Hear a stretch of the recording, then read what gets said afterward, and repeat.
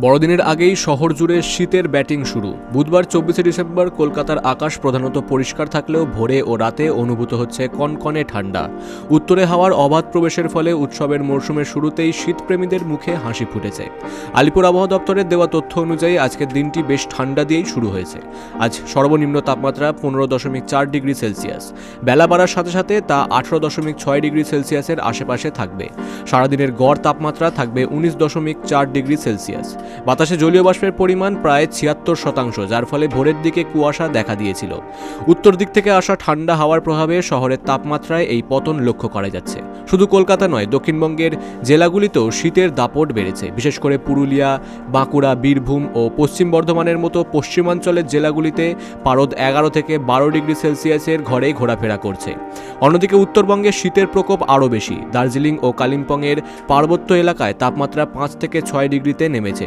মালদহ ও 2 দিনাজপুরে ঘন কুয়াশার দাপটে দৃশ্যমানতা কম থাকায় সড়ক ও রেল পরিষেবা কিছুটা ব্যাহত হওয়ার খবর পাওয়া যাচ্ছে। আবহাওয়াবিদদের মতে আগামী 48 ঘন্টায় তাপমাত্রার বড় কোনো পরিবর্তনের সম্ভাবনা নেই। তবে 25শে ডিসেম্বর অর্থাৎ বড়দিনের রাত থেকে তাপমাত্রা আরও 2 থেকে 3 ডিগ্রি কমতে পারে।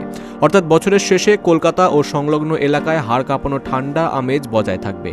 আগামী কয়েকদিন বৃষ্টির কোনো সম্ভাবনা নেই, ফলে আবহাওয়া শুষ্ক ও রৌদ্রোজ্জ্বল থাকতে পারে।